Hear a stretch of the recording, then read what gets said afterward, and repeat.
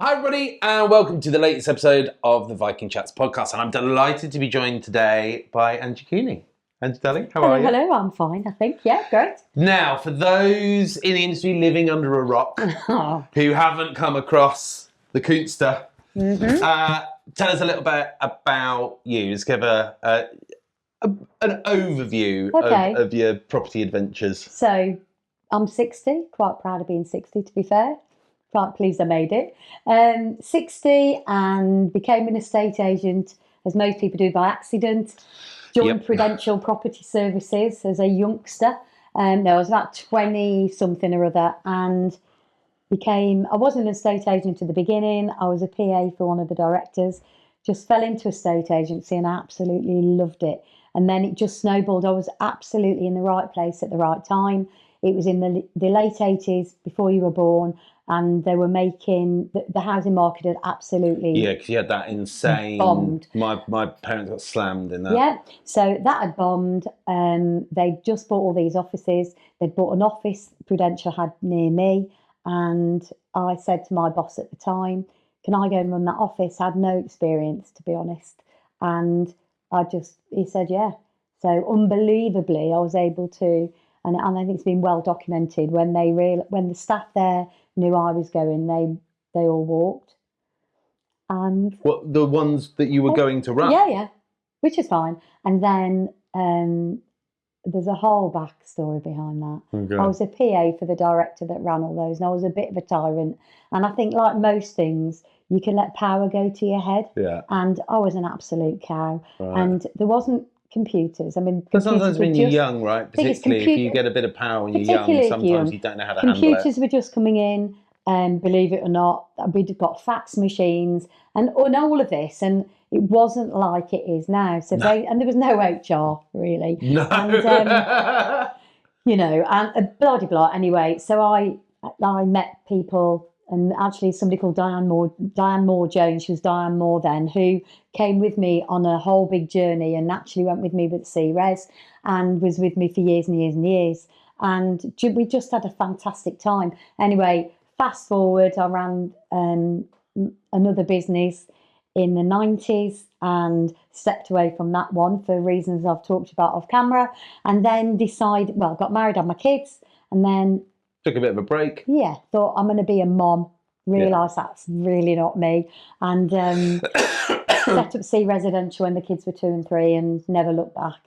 Sold that business. So when was that? When did you start C Residential? Because this is kind of the era that I know of. It is. So September, well, it's probably not because no one really knew of me, but September 2002, we set up C Residential. So 2 years before we started base.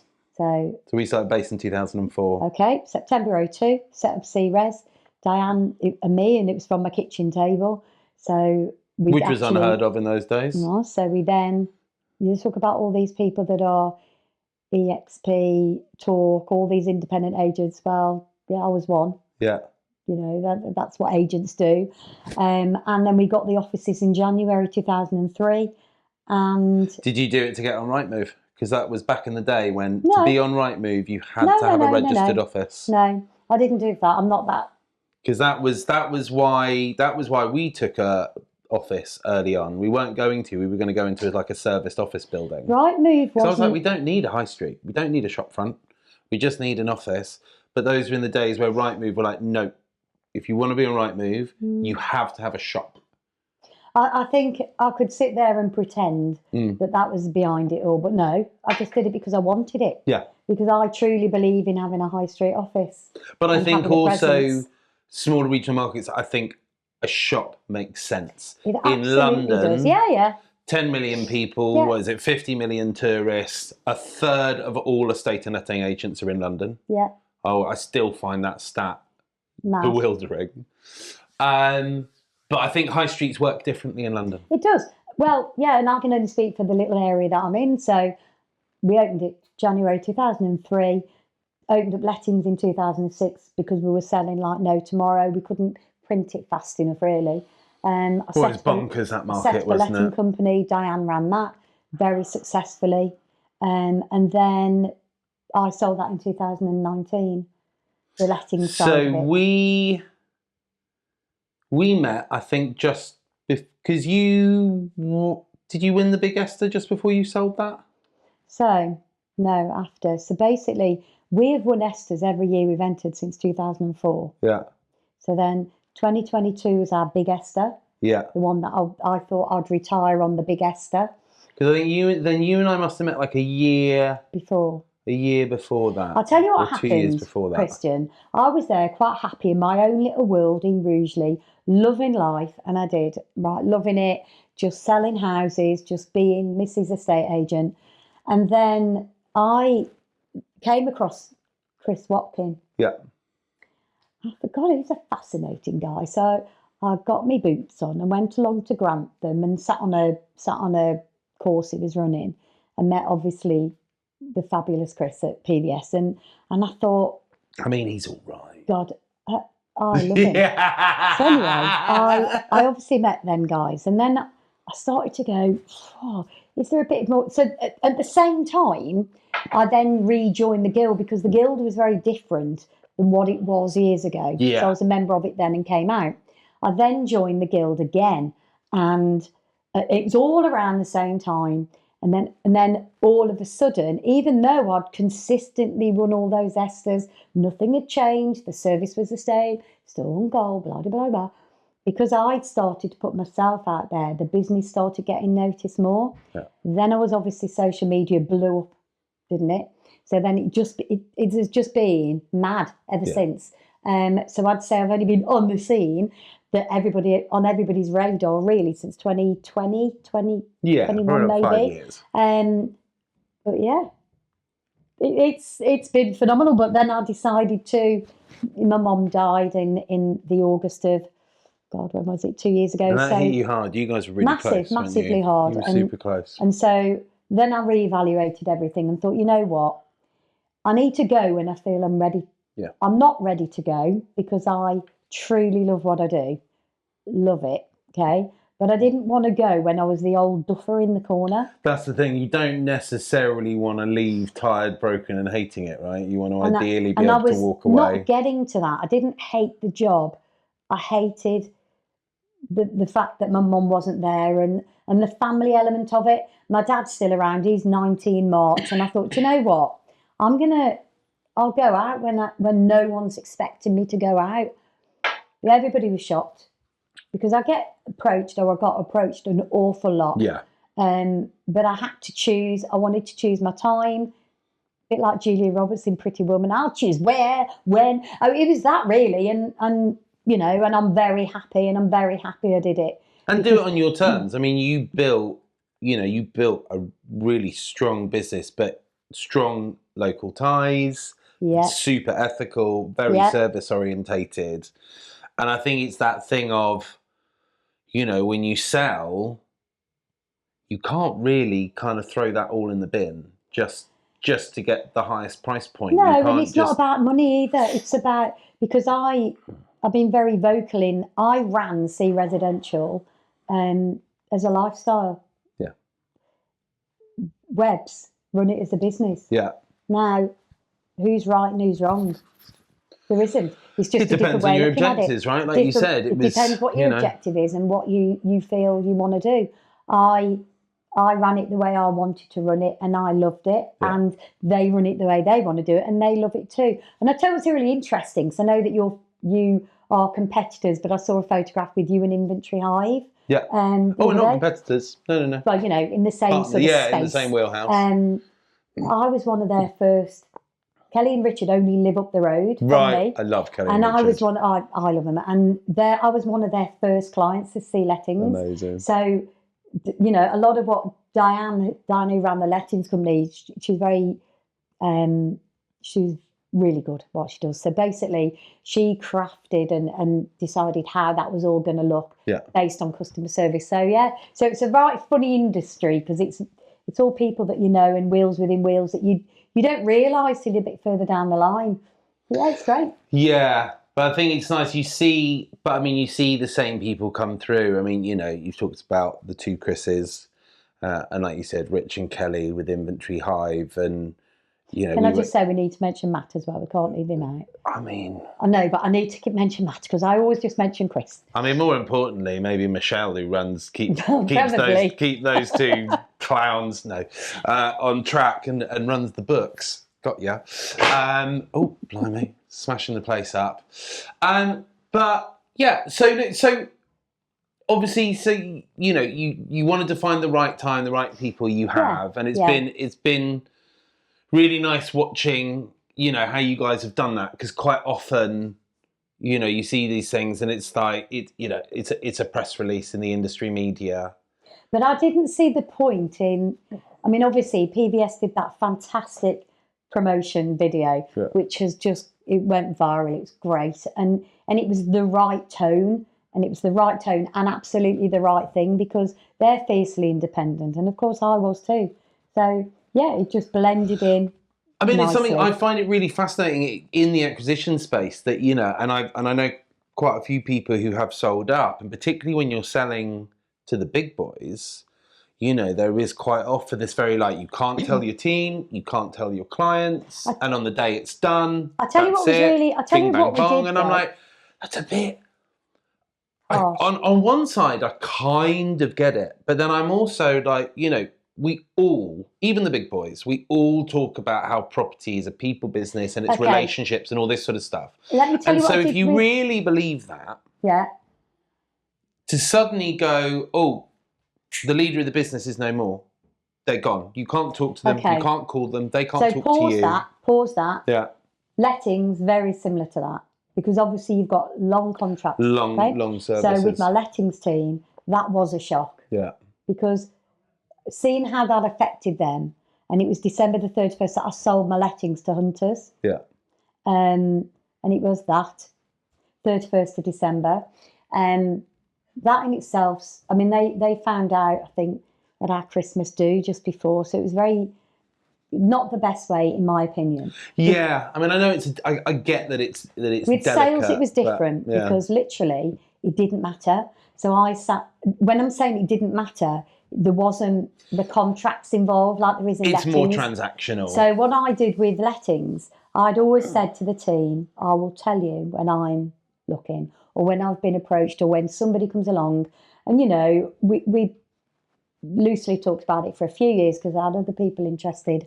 And then I just met Nick and Simon at Esther's do, actually, going down to the Esther's do. I thought, I really like them. And actually, would I? And it was one of those, I bet you never would. And I went, well, try me then. So from that, then I told them to come in and talk to the team. Yeah. And then I said to the team, what do you think? And they went, actually, yeah. And I went, well, we're going to do it then. And how great for them. Now, it could have gone the other way. The team could have been like, no thanks, you're all right. But then, if you value your team, you don't kind of want to sell them down the river anyway. They are, and I've had lots of people with me over the 20 odd years, but that team in particular, I just thought they were fantastic. Yeah. And obviously it showed because we won the ultimate prize for me, which was the Esters in 2022. So yeah. And that's it. So then I've come full circle. I'm now back talking to people. So how's it been? You and I talked a bit about this.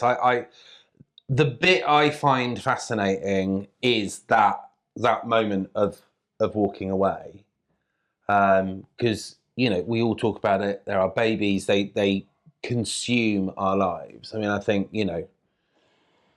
I literally, Kristjan, sat there and thought, what the hell have I done? Not from oh God, I really miss it, but having no routine. Routine's the thing. Yeah. Right?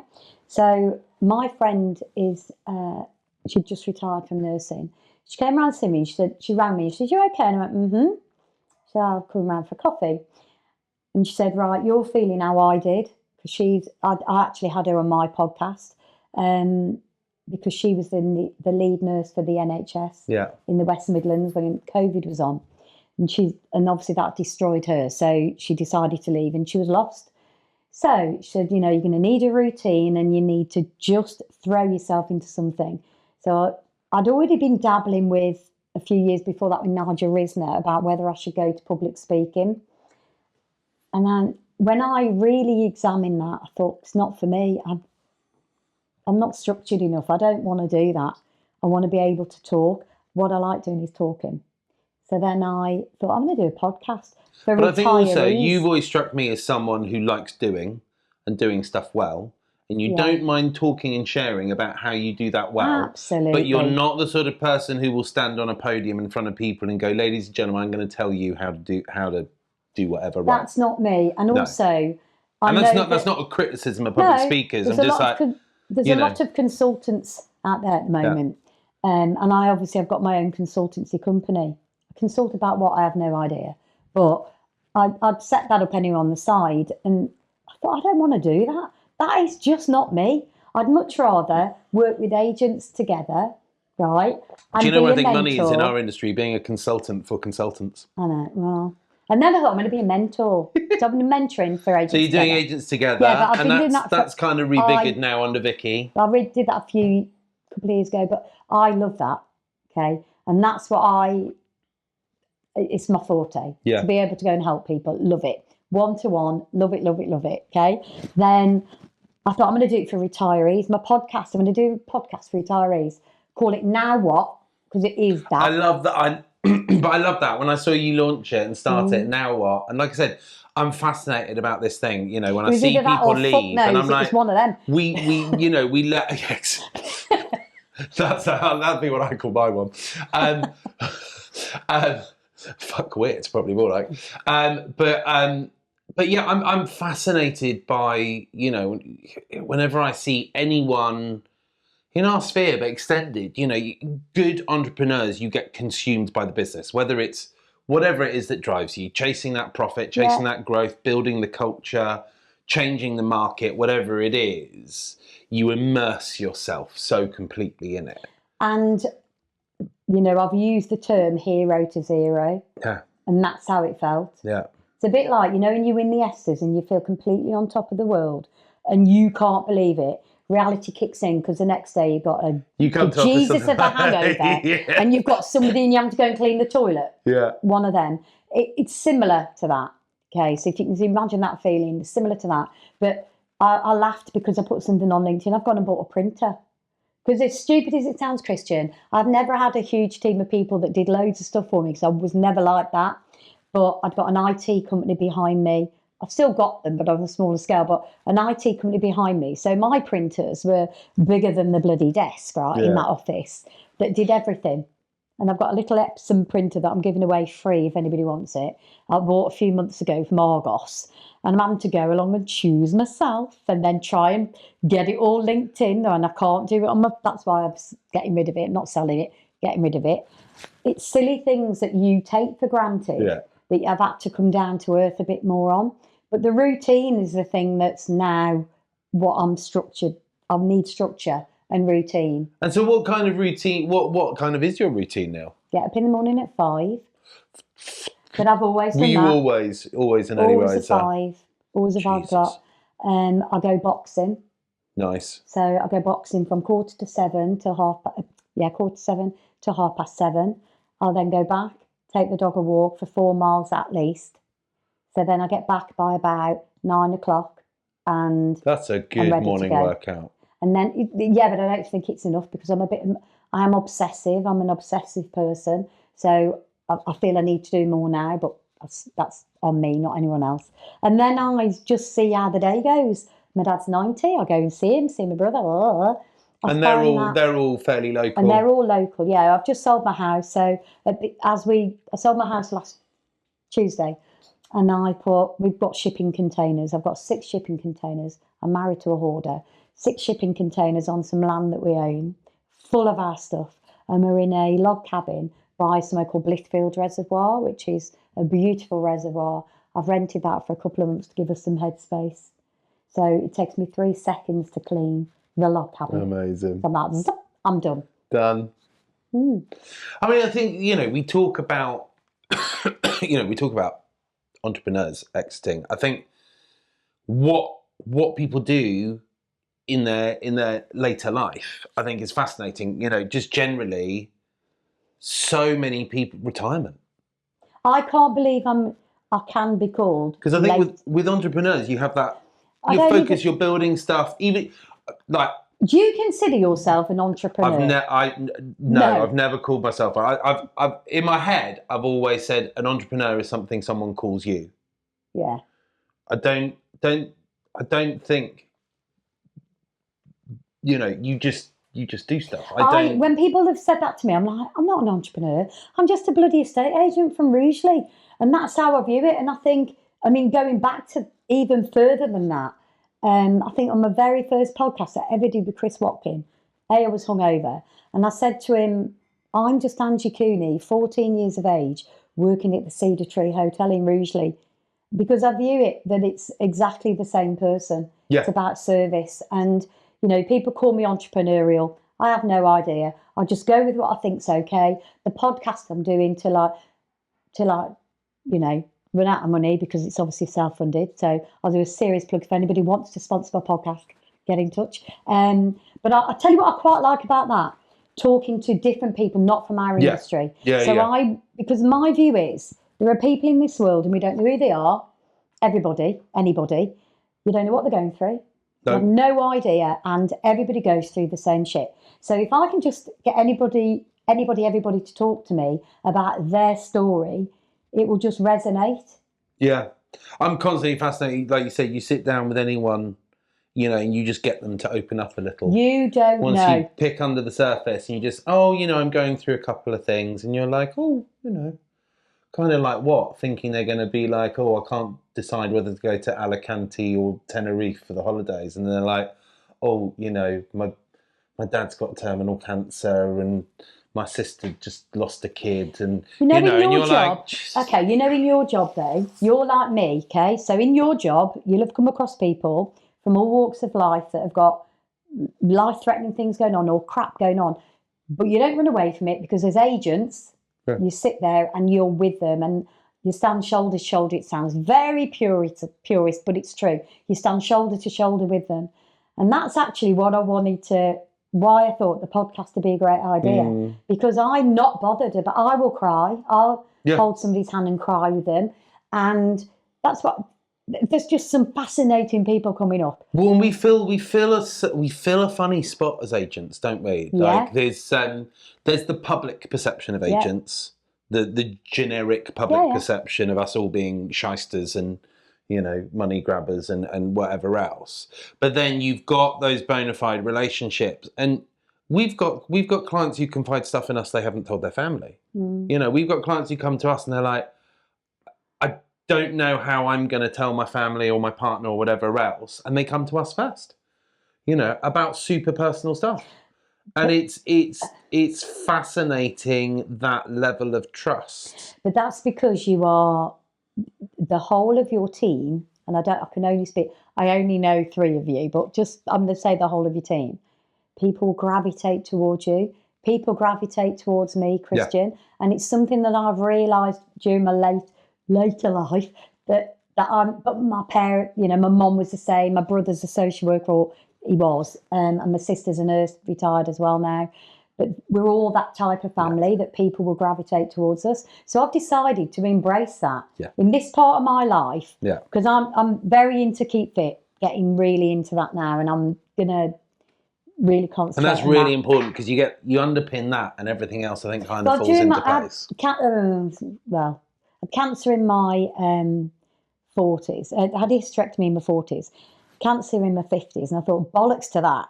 I'm going to be as fit as fuck towards my late 50s, getting into my 60s. And I am. Yeah. And I'm really fit. So, so that's what my whole thing now is, get as fit as anything, grow whatever we're going to do in terms of myself and my husband with what we're planning with our holiday lodges and stuff like that, because we're actually doing our own holiday lodges. And we're just going to throw it where it goes. Both my children in film and TV industry. Yeah. I want to be able to sit there and go, and I'll give you an example. Lydia is the actor.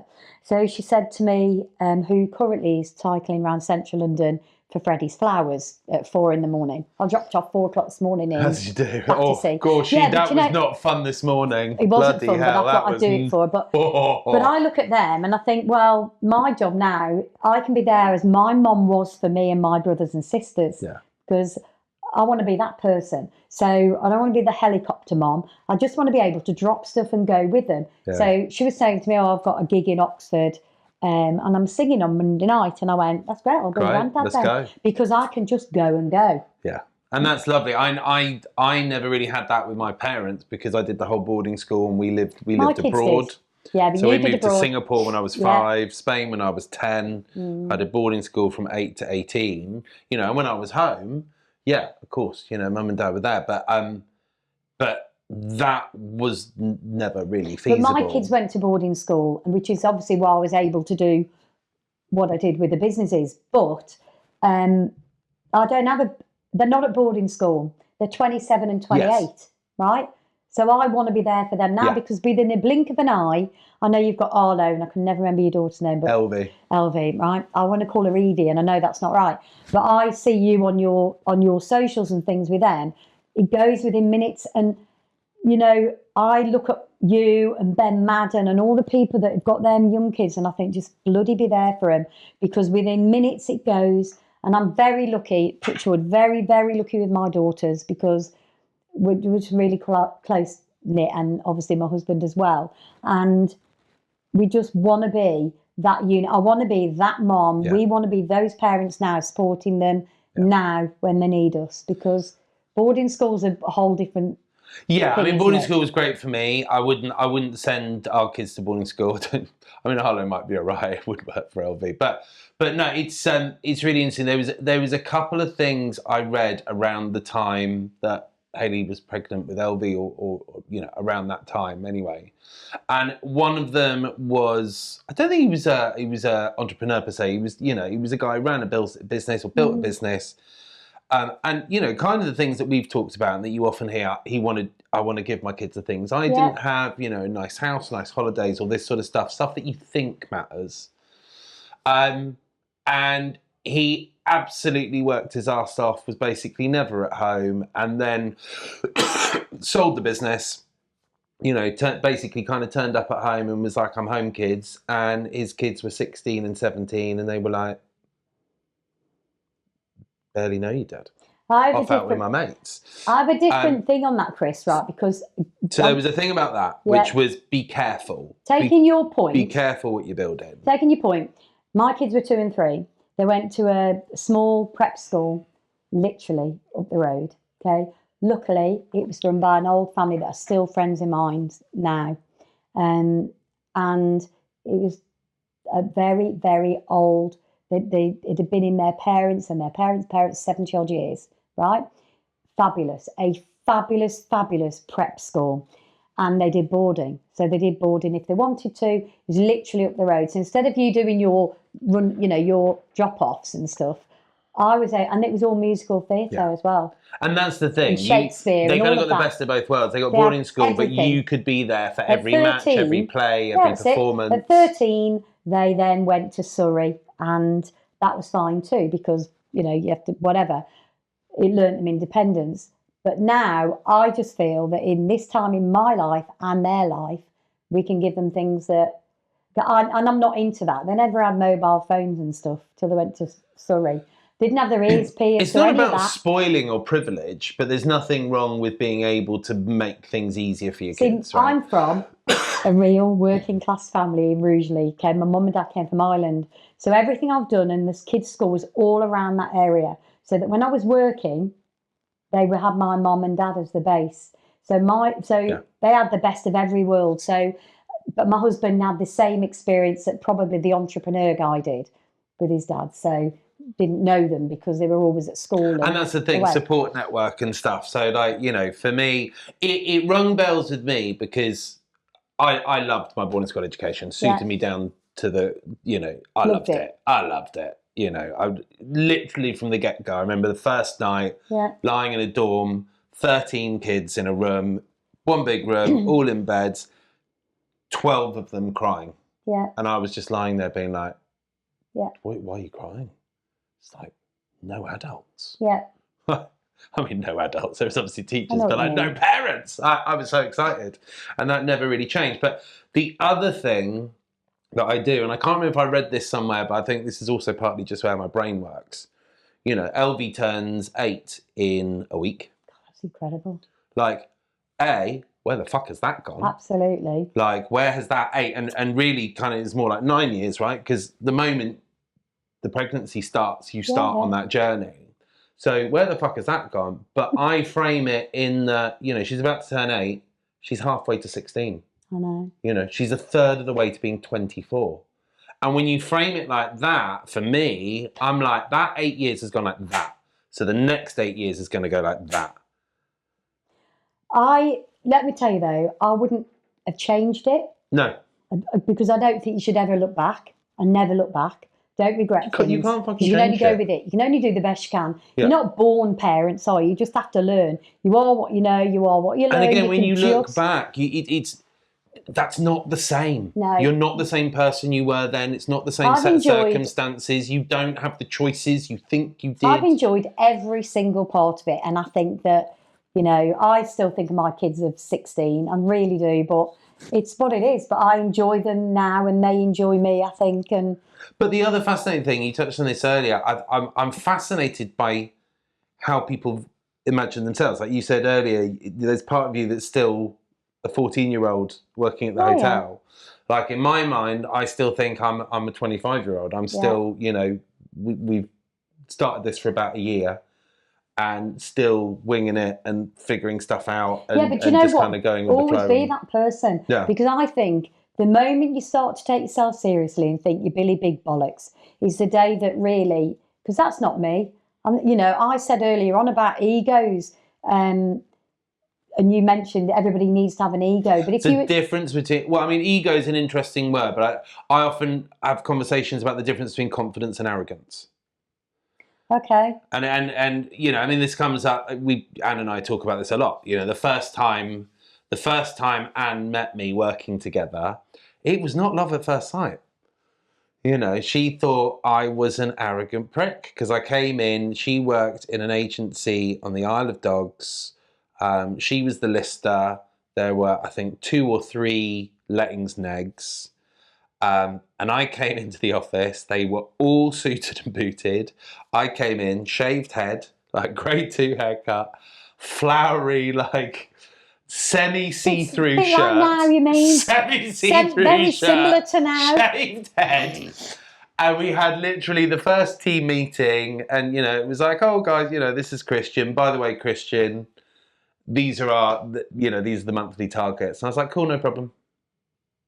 And Anne was a bit like, who's this arsehole? Okay. Oh, you got to do this, you got to do that. No problem. You know, and then very quickly, you know, the initial impression was what an arrogant prick. And I've always said the difference between arrogance and confidence is whether you can back it up. Yeah. Also, there are other levels to it, how you deal with other people and stuff like that. Mine was never I'm better than you. No. It was always, I know I'm good enough to do that. Yeah. I don't, you know, competition was never a consideration for me. It's not, you don't factor because I'm not competing with you. Very, I think that there's a common theme. I've got a cramp in my leg. There's a common theme when you speak to agents of a certain, I'm going to say calibre, makes it sound a bit pricky, but because everybody's got that same innate thing within them. Because I'm like you, and I think competition, they're there. You need to have your eye on that competition, but don't fixate. Just concentrate where you're going. Yeah. But again, am I arrogant? Probably. But good. Do I scare people? I tell you what I find quite funny. I don't think you're arrogant. For me, arrogance is someone who brags. Right. And I often, it is usually, in most cases, misplaced. There are very few people who've achieved a lot and actually shout about it. What you actually find is quite often there is that confidence. They can be quite stubborn about, no, this is how it works. And they're not necessarily right. But for me, arrogance goes above and beyond. I think that everybody has to have some arrogance within them. They do. A small part, they have to. Confidence is one thing, and I am really confident. really confident. And I think that you learn to be confident. You're not born, you just learn. And the shy person that I was years ago, hard to believe, but I was, and wouldn't really put myself forward. Then you just grow into yourself, don't you? But I think there has to be a certain element of arrogance. But then you realise that arrogance won't get you very far. You have to believe you can achieve what you're setting off to achieve. You and I know, you meet people and they think they really are Billy Big Bollocks, and you sit and you think, Christ almighty, shut up. Because they're not right. There's no right and wrong in any industry. No. There's just a difference of an opinion. Yeah. And I think I realised I was getting older when that came to me, that they're not right, they're not wrong, it's just different. Well, that's it. And I think there's a really interesting thing you picked up on the competition bit, and I've been kicking around in my head a conversation I had on Friday at the Negs with Do you mean the Negs that you won? Yeah. Sorry, did I drop that in there? Thank you, darling. But I had a really lovely chat with Benji, Hatton Home. Oh God, I don't know him, but I love him. Amazing guy. But what I really loved, and he crystallised, it's stuff we've talked about on this before with other agents, and I've talked about this a lot with agents before, and we've just been talking about it now. I feel like there was quite a substantial shift in agency around kind of 10, 15 years ago, where I felt like when we used to go to the Esters, early doors, and we used to go to stuff, and I would go to industry events to go, whatever, a course, a networking thing, whatever. I felt like kind of pre-2010, 2015, there was a lot of chest puffing, bullshitting. Oh, absolutely. So much fucking bravado about how amazing you're doing and blah, blah, blah. Do you not think some of the, without trying to, that's still going on? Oh, and it will always be there. It will always be there. And I think in any sales environment, you're always going to have the ones who are always smashing it. Yeah. And yeah, good luck to you. But I felt like I said, around that kind of 2010, 2015 time, there started being this shift of agents that, I now consider this kind of network, and they're all the kind of same agents that we see at the same training courses and the events and the networks and on podcasts and everything else. But yes, you still compete. You still want to grow the business, achieve a market share, whatever that is that you want to do. But that falsehood, that false bravado of I've got everything figured out and I'm 10 times better than all of you. Yeah. And just piss off and leave me alone and ride my wake. I feel like that element has largely dissipated in terms of the agents that... Well, I'd say it's dissipated. It's still out there, but with the agents I love and respect and the ones that I see really doing things, whether it's just really cool things with culture or genuinely smashing it as a business, they are all, every single one of those, you could pick up a phone and go, dude, I really want to come and pick your brains about something. They'd be like, dude, you come on down. You come down, I'll go and have lunch with you, cover with you. You come and spend time with the team, run it by them. Social media's done that though. Social media's made people more accessible, and I think that you feel you know people.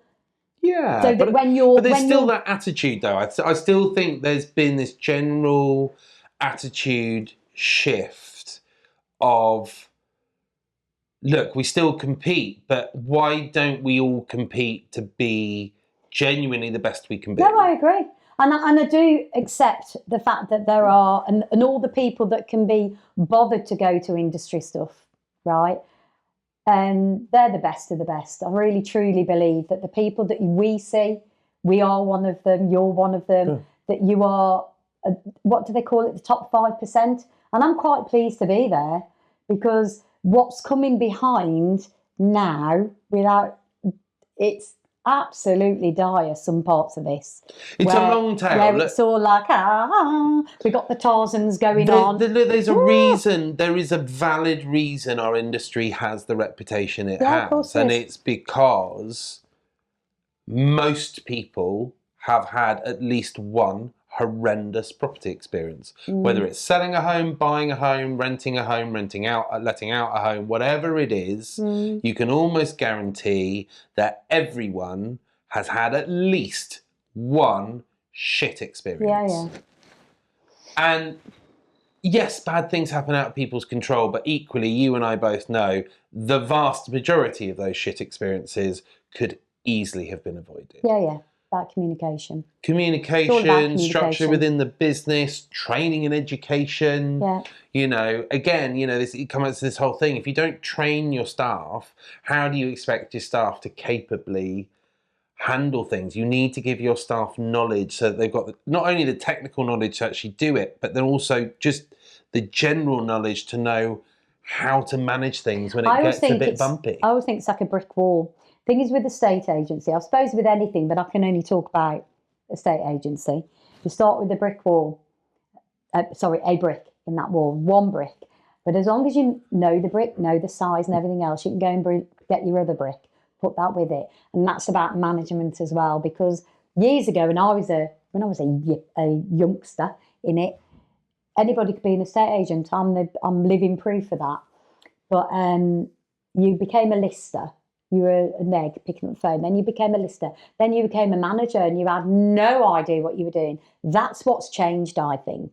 That everybody's getting a bit more, accessible. You're able to pick the phone up. There is a community, an absolute community, isn't there now, of agents. But I'm actually going to, I first met Ben Madden, Wendy Peterman, Tanya Cannon at that estate agency dinner that the Bulldogs do. And what a great idea. Again, what a brilliant idea. There's been amazing relationships carved out of that. Well, I've met four of what I consider, four if I count you, of people that I would pick the phone up to now. Yeah.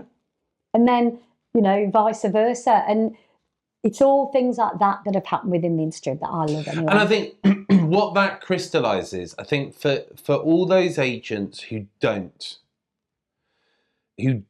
go to these events, who don't do these training and networking things and sit there, kind of a little bit snooty or dismissive, being like, oh, what are they going to teach us? What are they going to do this? And look, some people love reading thought leadership books and entrepreneurial books. Not my bag, each their own. Yeah. And some people go to these events and absolutely love the panels. They take loads away. For me, I've got to say, taking something away from a panel is maybe 10 or 20% of it for me. Like that's the exception, not the rule.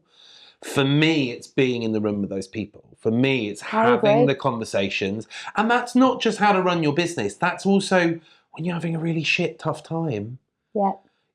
Just sharing that, being brave enough to share that, and having people you really respect turn around and go like, I'm having that problem. Thank fuck you said that. Did you? Jesus, you too. Like we had it recently. Our team is now bang on the money, but we went through a rough patch probably about 6 months ago with the team, and Anne and I were slightly at a loss because we were like, we don't get it. We've built a company around culture. We're very generous with what we do for our team. Yes, we do it our way. There is a certain way we run the business, and there's a certain attitude we have to things. But we got stuck in a rut, and it was affecting the whole team. And I'm in this fantastic WhatsApp group with the likes of Megan and Spencer and Luke St. Clair and Sue Gidney. Jesus, you've got the big guys. Can I be in that one? We've got some good ones in there. And I for about 2 or 3 weeks I struggled with do I drop it? Do I put this in the group, or do I go to one of my trusted confidants like Megan or Spencer? Spencer has been my go-to for years when I'm really God, he'd absolutely be my go-to. He's bloody gorgeous. He's amazing. He's an amazing human being. And you know what? I unloaded. It wasn't 3 lines. It was like, it was one of those big green blocks of what the fuck. And the greatest thing was, it was, the responses I got back from a lot of them was like, not unique, bud. all challenges, different things, different nuances, and I don't want their teams to now be watching this going, "Oh no, what the fuck?" But it was that safe space for us all as leaders to be like, "Wah!" And the conversations that came out of that on the phone, within the group, within 6 weeks, sorted. we'd turn things around. But Shall I give you an example? Sometimes you just need to know you're not alone. It's not just you. You've not done anything wrong, per se. Do you know Aaron Ellis?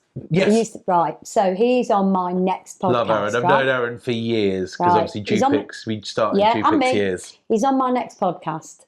And there's a reel that I think dropped yesterday of me talking. And I said to him about money because he'd set up and I was on about money to him. And I said, there was a time I had no money for the VAT. I lay in bed worrying. I'd literally got no money, Kristjan. Yeah. We have all fucking been there. Yeah. No one ever talks to about that, do they? About, there's no money for the bills. And I decided to sort of just tell him that on the podcast. And I said, Aaron, don't feel as though, because he's obviously just set up his own as well.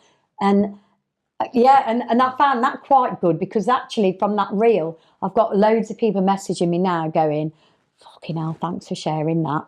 Because it can just all look too easy, can't it? Well, when we started the business, we had 3 months. Yeah. So I was, 24 years old. I graduated from drama college, 21. I tried being an actor for like 18 months, 2 years. Fucking hated it. Earned shit money doing shitty little side jobs and trying to pay rent and everything else. Then fell into property, loved it, but thought, this is a bit of a short change. We can do this better. But I came into this with nothing but a shit ton of debt, very young, and that was pre-financial crisis where you could just basically go to the bank and go, give me some money, would you? Yeah. And I was went 24. to the bank. I was 24 as well, by the way. I took a 20 grand loan and I was like, that's 10 grand to live off because Anne and I had agreed 10 grand each to start the business. Yeah. 10 grand to launch the business, 10 grand to live off. And as I said to you, we ended up, going for office. We took this office from day dot with all these ambitious plans about it. But bottom line, we had enough money to keep the lights on for 3 months. That was it. We had 3 months burn because obviously 3 months deposit. Yeah. All the things you don't think about when you've never run a business before. It was like, month's deposit, right? Sorry, a 3 month deposit. And we got shafted on our first office. So we blew 2.5 grand before we'd even started on our first office, solicitor fees, surveyors. And then 2 days before we were due to sign, the landlord gave it to his cousin or his nephew or something. Best thing that ever happened to us, by the way.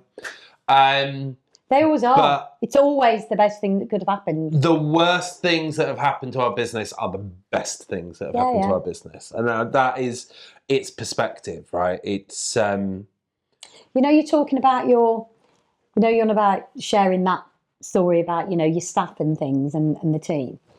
My discussion with Nigel Risner and what I was going to do for my public speaking, you've got the gator for Meghan, right? Mine was the apple. Angie's Apple, authentic, professional, blah, blah, blah, blah, blah. Because I truly believe this. You can imagine, and this is part of my thing, if ever I was to do it, this is what it would be about. Here's an apple. You know what an apple looks like? Hold the apple, you know what it is, right? Red, green, whatever. Put that apple in a basket of fruit. What happens when the apple goes wrong? It makes everything else go wrong. Everything else goes wrong. So... you all know who your bad apples are in your team, in your wherever it might be, in your life. If you don't remove that bad apple, it then affects all the other pieces of fruit in that basket. Yeah. Your job, if you're keeping them there, you'll know better than that bad apple. Yeah. And I sort of built my thing up. No, just go, that's really great. And I thought, it is, but it's not what I want to do. That's not really where I think it just gets a bit too serious. It's not really but I truly believe that, though, you see. truly I think believe it's that's so what true. you And do. I think what's fascinating about the bad apple is you do know, but it's also not that black and white because they're not bad at everything, and that's the problem. But you do know, but then you know when it's having the courage. And if you love your team, and I've had them over the years, and I have loved that team. The thing is, what I realised now I'm out of it, just how much I protected, was generous, and everything else. And really, at the end of the day, it meant nothing to them. Well, and this was the thing, and that was actually a lot of the stuff that Anne and I struggled with. Yeah. Going through this was that as the team got brought down, Yep. and that frustration, that disappointment, that whatever it was the team were feeling got directed at us. Yeah. You know, we're the owners, we're the bosses, we're the directors, we're responsible for... But then that's what I'm saying, you have to stop. You are and when I'm in doing my mentoring for Agents Together, I talk about this. Because it's always, everybody is always has the same problems. And I'll go, strip it back, strip it back, strip it back. You know when it's get your big girl pants on or your big boy pants on, sort it out because nobody else is going to do it. Because the culture is what you've made it. Yeah. And you're allowing it, by allowing the apple to remain, you're diluting your culture. And the very thing, and I always used to have to, you'll hear me talk about pointing north, what's good for the client, blah, blah, blah, blah. And it's true, because you have to go strip it right back to you and Anne and go, what do we want? Let's be honest what we wanted. Yeah. Like I had to do certain things. What do I want? And actually having the courage, because you think, I don't want to upset them. But we had there was quite a soft ambition wrapped up, which was a very core objective of us building Base, which was, we started Base because we wanted to deliver landlords and tenants the service they deserved. We hadn't seen that done really anywhere else when I'd started an agency. Multi-award winner. But one of the other things was we wanted to build the company that we would have wanted to go and work for. Yeah, I get it. That was fun. That was supportive, that was empowering, that was ambitious. Yeah. But, work hard, play hard kind of mentality. But by and large, fun, which is why we never did the suited and booted thing. We start at 10 o'clock, which most agents find utterly bewildering to me. But I've always had the mindset of who the fuck wants to talk to an agent before 10 o'clock in the morning? Mm. I always used to listen to the Foxtons boys starting their 7 or 8 o'clock days and hitting the phones at like 7:30 in the morning. I was like, if an agent called me at 7:30 in the morning, I'd love it, babe. I'm not a 5 a.m. person. But I'd love it, you see. I'm not 2 hours into my day. I have to stop. I would be like, you will leave. I have to stop it when I do my WhatsApps.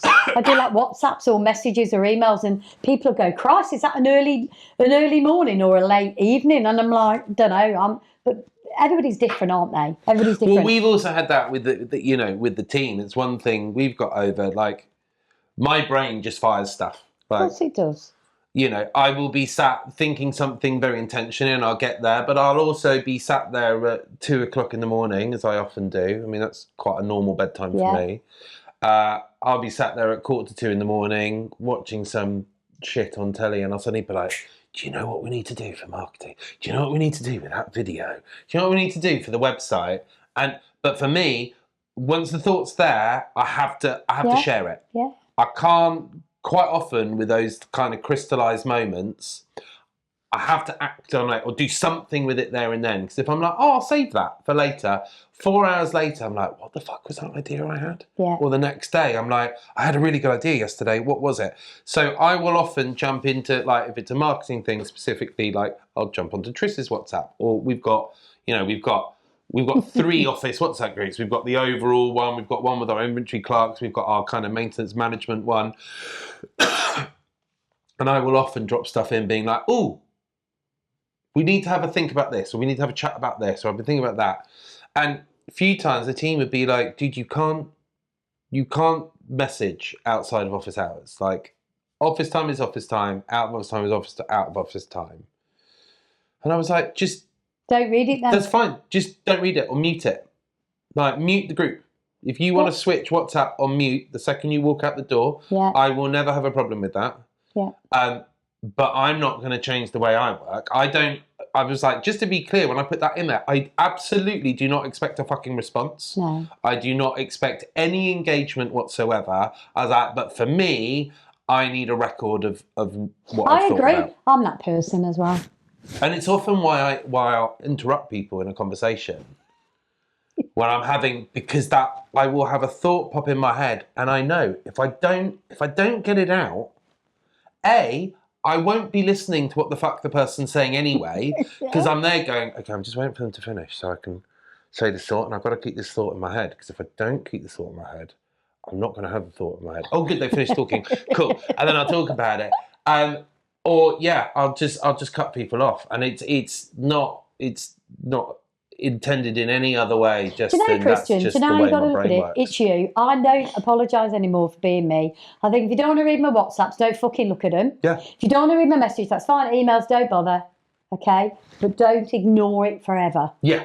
Yeah. Do it on your terms. Yeah. That's fine. You know. But again, see, I'm unapologetically me now, and I think that I've been for a few years, but I think it's okay to be that person. Yeah. To just be yourself, and I think that's the benefit of maturing, right? Is you do.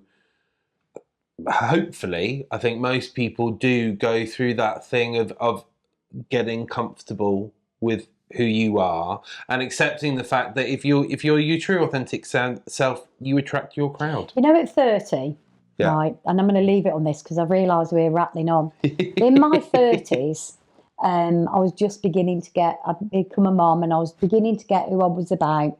But a lot of, I realised the people that were around me, my close friends at that journey that time in my life, was from like early teens to then, really were not my people, for whatever reason.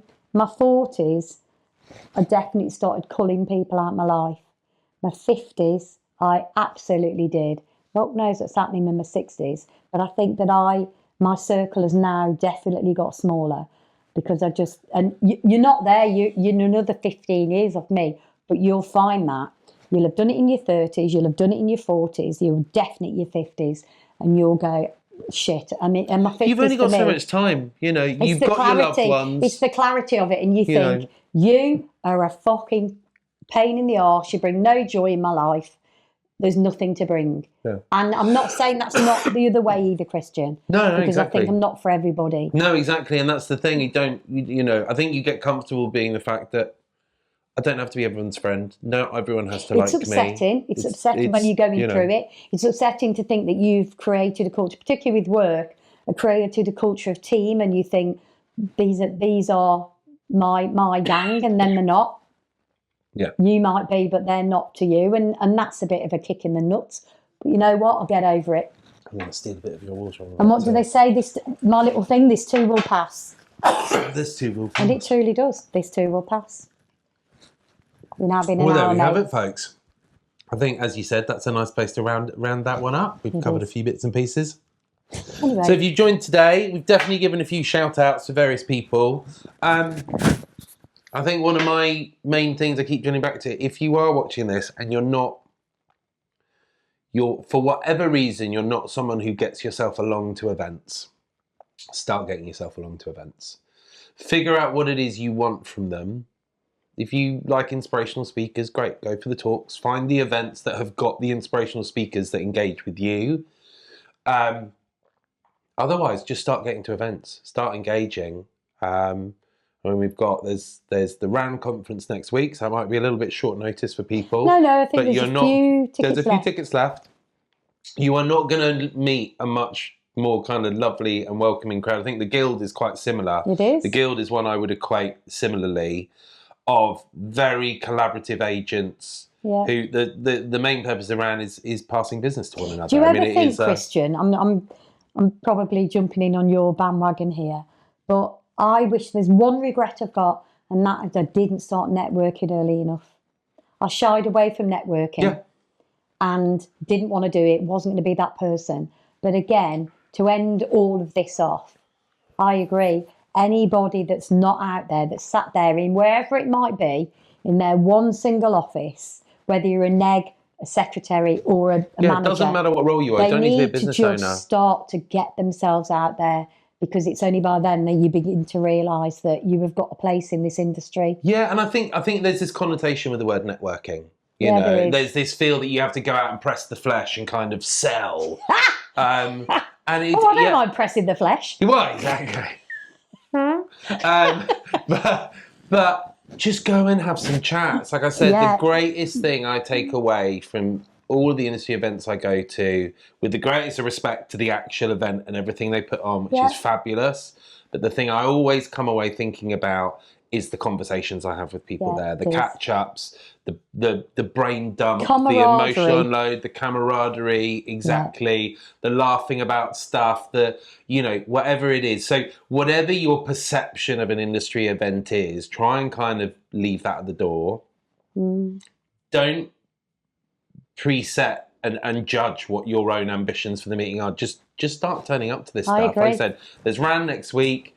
Probably the next one, I think the Guild Conference is in Feb, that you do have to be a member for, or think about being a member. So think about that one. There's the We Are Not a Conference in March. There's the EA dinners.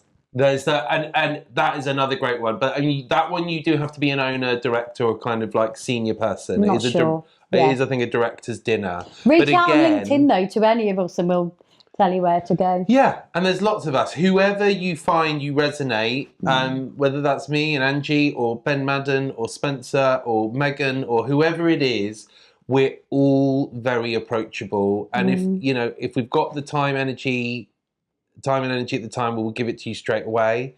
But you will never be forgotten or ignored. Yeah. We will come back around to you as and when we've got time. You'll always get a response.